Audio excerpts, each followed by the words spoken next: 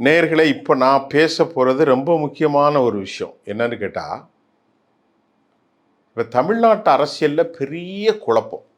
108 இடங்களில் வெற்றி பெற்றிருக்கக்கூடிய விஜயனுடைய கட்சி. 108 இடங்கள். அவர்களுக்கு இன்னும் தேவை 118 தேவை. ஒரு 10 இடங்கள் தேவை. காங்கிரஸ் ஒரு 5 ஆதரவு கொடுத்துட்டாங்க. அப்போ 113, 8 13. அதில் ஒரு சீட்டு இதாகுது. ஏதாவது அவர் ரிசைன் பண்ணணும். அது பெரம்பூராக இருக்கணும், இல்லை திருச்சியாக இருக்கணும். அதை பற்றி தப்பில்லை. சரி, அதில் மறுபடியும் வரும்போது கூட அவர்கள் வர்றதற்கு வாய்ப்பு இருக்குது. இப்போ 107 இப்போ எஞ்சிய 6 ஆதரவுக்கு தேவை. யார் கொடுக்க போகிற 6? இப்போ திமுக கூட்டணியில் மதச்சார்பற்ற கூட்டணிகள், திருமாவளவன் 2, இடதுசாரிகள் ஒரு 4. ஆக இவர்கள் போனாலே ரொம்ப கிளியராக வந்துடும், 18 வந்துடும். இதுக்கு இடையில இன்று காலை தொல் திருமாவளவன் 11 மணிக்கு இந்த கூட்டணி குறித்து பேச்சுவார்த்தை நடத்துவதாகவும் அறிவிப்பு செய்திருந்த நிலையில் திடீரென நேற்று விடுதலை சிறுத்தைகள் இந்த அறிவிப்பை மறுபரிசீலனை செய்வதாக அறிவித்திருக்கிறார்கள். இது ரொம்ப முக்கியமான சில பிரச்சனை. இடதுசாரிகள் இன்னும் எங்களை அழைக்கவில்லை என்றும் அவர்கள் சொல்லியிருக்கிறார்கள்.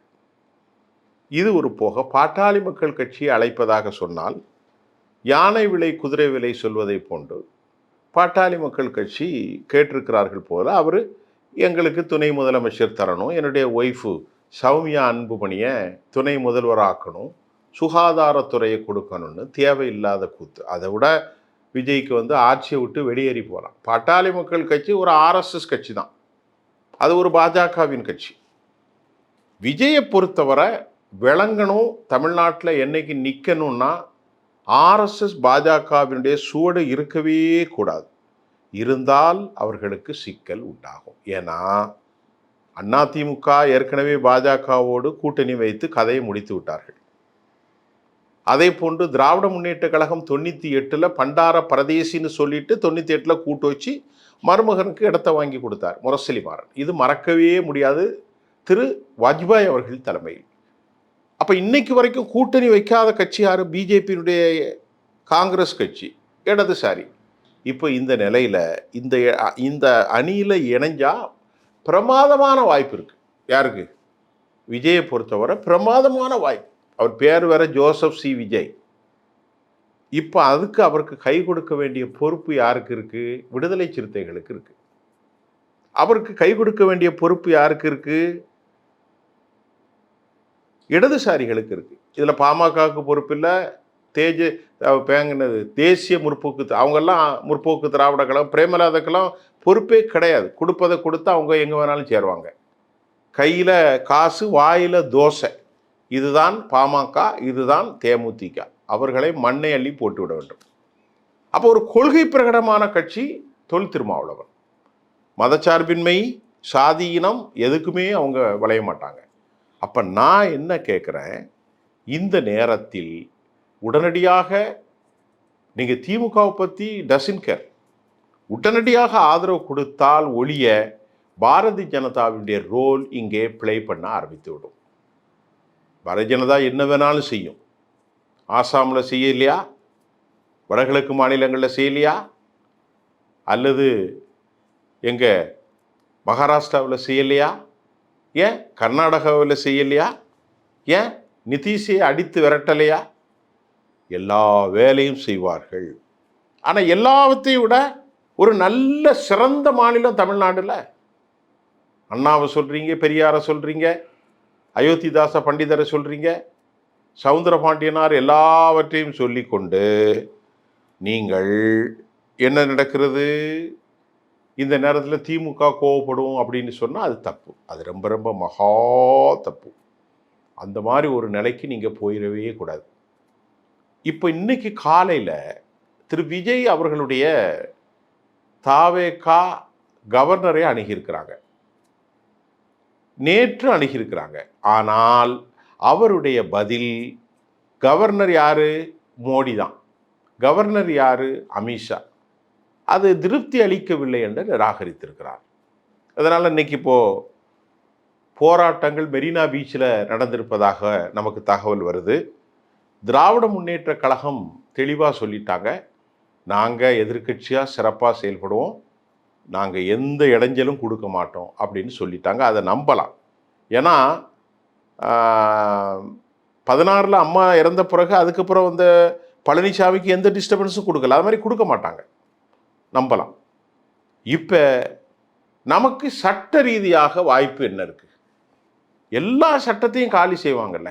பிஜேபியை பொறுத்தவரை சட்டம் மாண்பு ஒரு மண்ணுமே கிடையாது அவங்கள பொறுத்தவரை. 1989 கர்நாடகாவில் இதே பிரச்சனை வருது.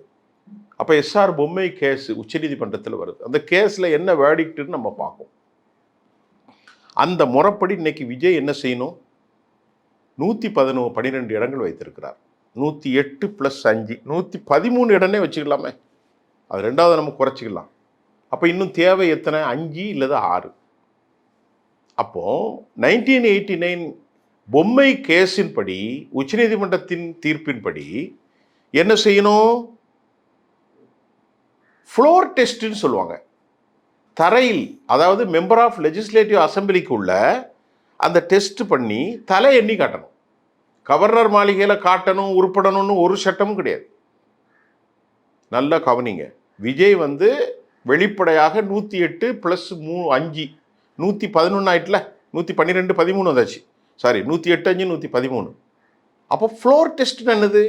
மெம்பர் ஆஃப் லெஜிஸ்லேட்டிவ் அசம்பிளி, சட்டமன்றத்தினுடைய செக்ரட்டரி, லெஜிஸ்லேட்டிவ் அசம்பிளியினுடைய secretary has to take all response. அவர் தான் அதற்கு பொறுப்பு. கவர்னர் என்ன செய்யணும்? அப்படியா நீங்கள் நிரூபித்திருக்கிறீங்களா? 2 வாரத்தில் நிரூபிங்க. இன்னைக்கு டேட் எத்தனை? 7. அதுலேருந்து ஒரு 20 நாளோ 15 நாள்னு வச்சுக்கிட்டுங்களேன். ஒரு 22ஆம் தேதி 25ஆம் தேதி 20ஆம் தேதின்னு டைம் கொடுக்கணும். அந்த டைமில் திரு விஜய் எஞ்சிய ஆதரவாளர்களை அவர் சேர்க்கலாம். ஆனால் கவர்னர் மாரல் கோடு இல்லாமல் அவர் சொல்கிறதெல்லாம் எனக்கு நிம்மதி இல்லை, அவர் சொல்கிறதெல்லாம் எனக்கு வந்து பிடித்தம் இல்லை. இது எப்படி சொன்னது? என்ன மரபு? என்ன சட்டம்? இந்தியாவில் சட்டத்தின் ஆட்சி நடக்கிறதா பாஜகவின் ஆட்சி நடக்கிறதா? நேற்று வரைக்கும் பாஜகவை பற்றி பேசலை. ஏன்னா அவங்ககிட்ட ஒன்றுமே இல்லை. ஒரே ஒரு சீட்டு தான் பிடிச்சிருக்காங்க. 2% தான் தங்களுடைய எந்த எல்லையோ அதை தமிழ்நாட்டு மக்கள் கொடுத்துட்டாங்க. உனக்கு 2% தான்ப்பா, நீ 27 நின்றாலும் சரி 270 நின்றாலும் சரி, உங்களுக்கு நிற்கிறது 2% கொடுத்துட்டாங்க. நாம் தமிழருக்கு கொஞ்சம் கூட கொடுத்துட்டாங்க. அப்போ இந்த முறை ஒரு மாற்றத்திற்கான வாக்கை அளித்திருக்கிறார்கள். 1008 விஷயம் நமக்கு விஜய் மேலே இருக்கப்பா. அவருடைய போராட்ட களங்கள், அவர் கொடுத்துருக்கூடிய வாக்குறுதிலாம் சாத்தியமே இல்லை. 12 லட்சம் கோடி கொடுத்துருக்கான் மனுஷன். எப்படி பண்ணுவார்? தமிழ்நாட்டுடைய ஒத்த பட்ஜெட்டே 4,63,000 கோடி. தமிழ்நாட்டுடைய மொத்த இன்வெஸ்ட்மெண்ட் கொள்முதல் மூலதன செலவே 53,000 கோடி. கடன் அளவு 1.25 லட்சம் துண்டு உழுது, 1.25 lakhs. ஜிடிபியில் 3%. இப்போ நீங்கள் 63,000 கோடி எப்படி கொடுப்பீங்க?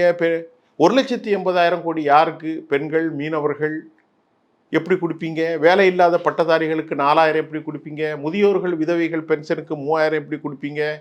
200 யூனிட்டுக்கு 12,000 கோடி எப்படி கொடுப்பீங்க? தமிழ்நாட்டில் மின் வாரியம் 2 லட்சம் கோடி கடனில் இருக்குது. தமிழ்நாட்டுடைய போக்குவரத்து துறை 48,000 கோடி கடனில் இருக்குது. எல்லாரும் பஸ்ஸில் எப்படி போவாங்க? பைத்தியக்கரத்தனமான மேனிஃபெஸ்டோ. 366 மேனிஃபெஸ்டோ அந்த வாக்குறுதிகளில் எதுவுமே சாத்தியம் இல்லை சார். எதுவுமே சாத்தியம் இல்லை சார். தடை காலத்தில் 20,000 கொடுக்க முடியாது. ஒன்றுமே இல்லை. என்னதான் மண்ணலை தடுத்தாலும் மலைகளை காப்பாற்றினாலும் ஏன்னா எதுவுமே செய்ய முடியாது நீங்கள். அப்போ அது நமக்கு ஒரு விமர்சனம் உண்டு. அது அப்பார்ட் ஃப்ரம் தேர், அது ஆட்சிக்கு வந்த பிறகு. இப்போ நாம் கேட்குறது, கோர்ட்டினுடைய சட்டம் என்ன சொல்லுது? 113 வைத்திருக்கக்கூடிய அவரை அழைத்து ஃப்ளோர் டெஸ்ட்டுக்கு டைம் கொடுக்கணும். ஃப்ளோர் டெஸ்ட்டுக்கு டைம் கொடுத்து அதன் அடிப்படையில் என்ன செய்யணும்? தலையை எண்ணி மெஜாரிட்டேரியை நிரூபிக்கணும். அதுதான் உண்மை. அதுதான் உண்மை. அதை செய்யாமல் கவர்னர் அல்கோரியா, ராஜேந்திர அல்கேரா யார் ஒருத்தர் பொறுப்பு கவர்னர். திருப்தி இல்லை. உனக்கு எப்படி சொல்ல முடியும் திருப்தி இல்லைன்னு? இந்தியாவுடைய சட்டம்லாம் கேவலப்பட்டு போச்சு. இதுதான் இவங்களுடைய விஷயம். 370 ஆப்ளிகேஷனை கொண்டு வந்த முறை, பாபரி மஸ்ஜித் முறை எல்லாமே இப்படித்தானே சார் இருக்குது. இப்போ நல்லா கவனித்து கொள்ளுங்கள். இருப்பதையும் இழக்கப் போகிறது பாஜக. உண்மையிலேயே நன்மை செய்யணும்னா கவர்னர் என்ன செய்யணும்? 15 நாள் டைம் தரேன் மிஸ்டர் விஜய், நீங்கள் தான் அதை ப்ரூவன் உங்களுக்கு இருக்கணும், இல்லைன்னா ஆட்சி கலை. அவர் என்ன செய்வார்? திருமாவளவன்கிட்ட கேட்பார், இடதுசாரிகள்கிட்ட கேட்பார், ஏன் பழனிசாமிகிட்ட கூட கேட்கலாமே. ஆனால் எல்லா கதவுகளையும் அடைத்து விட்டு உன் மனப்போற போக்கில் எப்படி சொல்ல முடியும் என்ற கேள்விக்கு நமக்கு எந்த பதிலும் இல்லை. இதுக்கிடையில் இன்னொரு விஷயம், அதிமுகவில் சி.வி. சண்முகம் தலைமையில் 40 எம்எல்ஏக்கள் புதுச்சேரி குப்பம் பகுதியில் அடைக்கப்பட்டிருப்பதாகவும் செய்திகள் வந்து கொண்டிருக்கிறது. இது ரொம்ப ஒரு ஆபத்தான போக்கு. அதிமுகவில் என்ன சொன்னாங்க, ஆதரவு கொடுக்க அதிமுகவில் கேட்கலன்னு சொல்லப்படுது. அது எந்த அளவுக்கு உண்மைன்னு தெரியல. பழனிசாமிகிட்ட கேட்கலன்னு சொல்லப்படுது. அதுக்கு காரணம் காங்கிரஸ் கட்சி தேசிய முற்போக்கு கழகத்தில் உள்ளவங்க யாரையும் நாங்கள் சேர்க்கக்கூடாது சொன்னதாக தகவல் வருது. அதை தாண்டி ஒரு முக்கியமான விஷயம் என்ன இருக்கிறது என்று சொன்னால், பாரதிய ஜனதா இப்போ வந்து இந்த அளவுக்கு குதிக்கிறது என்ன காரணம்னா, காங்கிரஸ் இல்லாத பாரதம், காங்கிரஸ் முக்து பாரத், அதான் முக்கியம். இப்போ விஜய் வந்து காங்கிரஸுக்கு ஆதரவாக இருக்கிறார். இப்போ இல்லைங்க, அவங்க எப்பவுமே காங்கிரஸுக்கு ஆதரவான ஆள் தான். ஆரம்பத்தில் சேர்ந்துருந்தா நீங்கள் 150 சீட் வந்திருக்கும், அதை கெடுத்து போட்டாங்க. அது ஒரு காரணம். இப்போ அதனால் செல்வ பெருந்தகை, அதை போல ப. சிதம்பரம், கர்கேவின் மீது கடும் கோபத்தில் இருக்கிறார் தேசிய தலைவர் திரு ராகுல் காந்தி. தமிழ்நாட்டில் தமிழ்நாட்டில் மாணிக் தாக்கூர், ஜோதிமணி போன்றவர்களும் இந்த கருத்தை அவர்கள் ஆதரிக்கிறார்கள். இப்படி ஒரு களச்சூழல் காணப்படுகிறது. ஆக இந்த சூழ்நிலையில் வந்து இப்பொழுது தமிழ்நாட்டில் புதிய பூகம்பம் உருவாகிட்டு, பூகம்பம் 1 இன்றைக்கு தாவேகா தொண்டர்கள் ஆர்ப்பாட்டம், கவர்னர் ஆட்சி அழைக்க 2 முறை கடிதாசி கொடுத்தும் மறுப்பது, 3வது விடுதலை சிறுத்தைகளுக்கான பொறுப்பு இருக்கிறது. அவர்கள் திமுகவின் சார்பாக நின்றாலும் மதச்சார்பின்மை காப்பாற்ற வேண்டிய பொறுப்பு அவர்களுக்கு கொள்கைப்படி இருந்தால் நீங்கள் விஜய்க்கு ஆதரவு கொடுக்கணும். எதையுமே கேர் பண்ணக்கூடாது. இல்லைன்னா இன்னைக்கு பாஜக பல விளையாட்டுகளை விளையாடக்கூடிய ஆபத்து இருக்கிறது. நீங்கள் சொன்னதுனால தான் நான் சொல்கிறேன். நீங்கள் தானே சொல்கிறீங்க மதச்சார்பற்றதை காப்பாற்றணும், அவர்கள் ஆக்டோபஸ் கைகள் வந்துடக்கூடாது என்று இடதுசாரிகள். அங்கே இருந்து என்னத்தை சாதிச்சிங்க? நீங்கள் இடதுசாரிகள் என்னத்தை சாதிச்சிங்க? விவசாயிகள் போராட முடிஞ்சுதா? எதுவுமே போராட முடியல. தொல் திருமாவளவனுக்கும் அதே கேள்வி தான். தலித் மக்களுக்கு விரோதமான நடவடிக்கை தான் நடந்துச்சு. வேங்கவையில் மலத்தை கலந்தாங்க, என்ன கிடைச்சிது? நாங்குநேரியில் மாணவன் வெட்டப்பட்டான், என்ன கிடைச்சிது? அப்போ நமக்கு இது வந்து நமக்கு இன்றைக்கி தலித் சகோதரர்கள் நிறைய வாக்களிச்சிருக்கிறாங்க. யாருக்கு? திரு விஜய் அவர்களுக்கு. ஒரு மாற்று சக்தியாக நாம் வரலாம். நாளைக்கு திமுக கூட சேரலாம், அது வேறு விஷயம். கூட்டணி என்பது அந்தந்த நிலைகளுக்கு ஏற்றவாறு தான். அவங்க கூடயே பயணிக்கன்னா நீங்கள் ஒன்றும் இந்திய யூனியன் முஸ்லீம் லீக் அல்ல, நீங்கள் ஒன்றும் காதர் மீதின் பார்ட்டி அல்ல, சந்தர்ப்பவாதம் அல்லது, இதுக்கு தார்மீகம். இது எப்படி சந்தர்ப்பவாதம் நீங்கள் சொல்கிறீங்க? திருமாவர்களை கேட்டால் கூட நான் சொல்லுவேன், இது சந்தர்ப்பவாதம் அல்ல. அவர் என்ன பிஜேபிக்கு ஆதரவு கொடுத்தாரா? பிஜேபி எதிர்த்து பேசலைன்னா அதுக்கு என்ன செய்ய முடியும்? உடனே அதில் பிஜேபிக்கு ஆதரவுன்னு கிடையாது. வழக்குகள் இருக்குது. 41 பேர் படுகொலையில் அவர் மீது சிக்கப்படலாம், கொலை முயற்சி வழக்கு வைக்கலாம், இதெல்லாம் இருக்கிறது அல்லவா? அதை நீங்கள் கொஞ்சம் கவனிக்க வேண்டும். ஒரு கிறிஸ்தவ மைனாரிட்டி தலைவர் கத்தோலிக்கரை சேர்ந்திருக்கிறார். முதலே ஜோசப் சி விஜய் என்று பெயரோடு வைத்திருக்கிறார். நீங்களும் அதுக்காகத்தான் போராடுறீங்க, இடதுசாரிகளும் அதுதான் போராடுறீங்க. இதே போன்று சங்க பரிவார அமைப்புகள் கிறிஸ்தவ வரும்போதே வெறுப்பை கக்குறதான் இந்த ராஜாக்கெல்லாம் வேலை. திரு சீமான் அவர்கள் என்ன சொன்னார்? செபஸ்டியன் சைமன் என்று அழைத்தார். அவர் பார்த்தாரு, அவர் உண்மையிலேயே செபஸ்டியன் சைமன் தான். போட்ட வச்சுட்டார் நெத்தியில் வச்சுட்டு, முருகா அரோகரா அப்படின்னு நல்ல விவரமான ஆள். இப்போ அவர் பார்ப்பனிய கடப்பாடை வச்சு திராவிடத்தை உடைப்பேன்னாரு.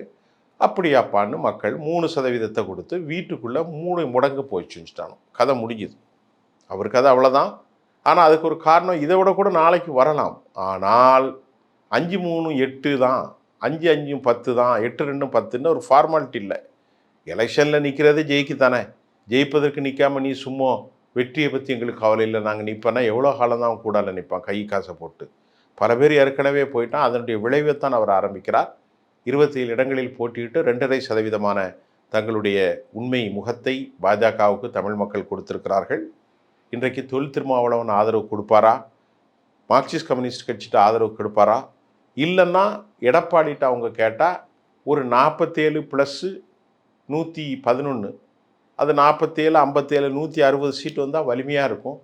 எடப்பாடிட்ட இப்படி கூட கேட்கலாம், உங்களுடைய கட்சிக்காரர்களுக்கு நாங்கள் மந்திரி கொடுக்குறோம், இல்லை நீங்கள் கூட வாங்க. அவர் வரமாட்டார். ஆனால் அவர் முன்னாள் முதலமைச்சர், துணை முதல்வருக்கு வரமாட்டார். அல்லது அவருக்கு ஏதாவது உயர்ந்த பதவிகள், உள்துறை அதை எதை கொடுக்கலாம், கொடுத்து மதசார்பற்ற ஆட்சியாக வைக்கலாம் தமிழ்நாட்டில். அதில் ஒன்றும் பெரிய கேவலம் ஒன்றும் இல்லை. அப்படி கூட கொண்டு போகலாம். என்ன நடக்குதுன்னு தெரியலையே. ஆனால் இதில் சட்டப்பிரகாரம் எஸ்ஆர் பொம்மை கேஸில் ஃப்ளோர் டெஸ்ட் மூலம்தான் நிரூபிக்கப்பட வேண்டும். அதற்கு பிறகுதான் நிரூபிக்கப்படாமல் போனால் மட்டும்தான் ஆட்சி அழைக்காமல் இருக்க வேண்டும். திருமதி சசிகலா அவர்களுக்கு ஆதரவு பெருகி இருந்தது. என்ன செய்தது பாஜக? அழைக்கவில்லை. மாறாக என்ன செஞ்சார்கள்? அவர்கள் மாறாக ஒன்றுமே செய்யவில்லை. மாறாக அவர்கள் நேரடியாக வித்யாசாகரை மகாராஷ்டிராவில் போய் ஒழிச்சிக்கோன்னு சொன்னாங்க. அந்த ஆள் புறப்பட்டு போயிட்டார். 18 வருஷம் கடந்த தீர்ப்பை கொண்டு வந்தாங்க. சதி செய்தார்கள், உள்ளே பிடித்து வைத்தார்கள். அதற்கு பிறகு என்ன நடந்துச்சு? பழனிசாமியை ஸ்க்ரூ கொடுத்தாங்க. போய் நீ தர்ம யுத்தம் செய்யணும்னு தோண்டி விட்டாங்க. இந்த அநியாயம் தான் நடந்துச்சு. இதெல்லாம் மறக்கவே முடியாதுங்க. அதனால் என்ன நடக்குதுன்னு இப்போ நமக்கும் தெரியல. ஆனால் தார்மீக அடிப்படையிலும், சத்தியத்தின் அடிப்படையிலும், நெறிமுறையில் அடிப்படையிலும் தமிழ்நாட்டு மக்கள் பெரும் வாக்கை விஜய் கொடுத்திருக்கிறார்கள். இதுதான் உண்மை.